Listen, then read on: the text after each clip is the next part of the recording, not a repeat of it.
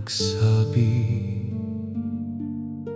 isulat mo ang pangitain at iukit mo na malinaw sa mga tapyas na bato.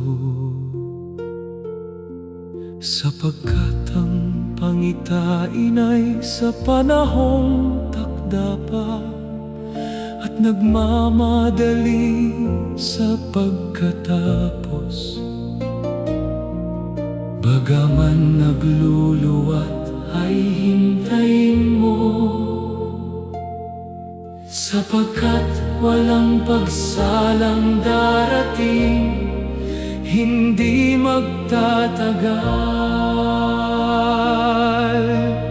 Narito ang kaniyang kaluluwa ay nagpapalalo, hindi tapat sa kaniya, ngunit ang ganap ay mabubuhay sa pamamagitan ng kaniyang pananampalataya.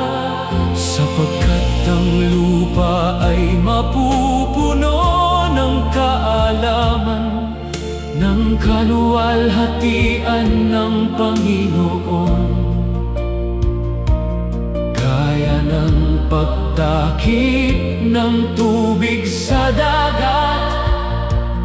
Ngunit ang Panginoon nasa kaniyang banal na templo, tumahimik ang buong lupa sa harap niya.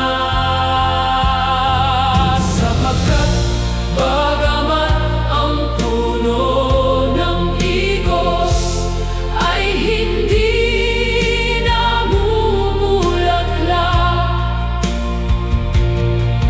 di magkakaroon man ng bunga sa mga puno ng ubas, gayon may magagalak ako sa Panginoon. Ako'y magagalak sa Diyos ng aking kaligtasan, si Jehovah na Panginoon, siyang aking lakas. O Panginoon, aking narinig ang kagitingan mo, at ako'y natatakot. O Panginoon, buhayin mo ang iyong gawa sa gitna ng mga taon. Sa kabuutan ay alalahanin mo ang kaawaan, ang kaniyang kaluwalhati ay tumakip sa langit, at ang lupa'y napuno ng kaniyang kapurihan. Sapagkat bagamat ang puno ng igos ay hindi namumulaklak, ni magkakaroon man ng bunga sa mga puno ng ubas, gayon may magagalak ako sa Panginoon. Ako'y magagalak sa Diyos ng aking kaligtasan, si Jehovah na Panginoon, siyang aking lakas.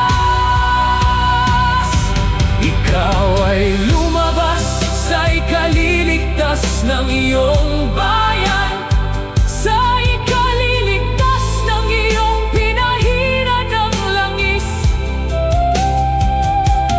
at ginagawa niya ang aking mga paa na gaya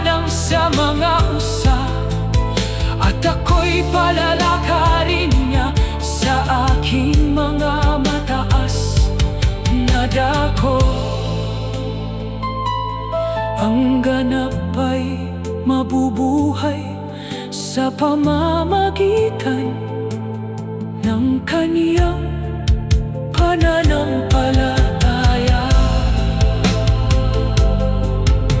Magagalak ako sa Diyos ng aking kaligtasan.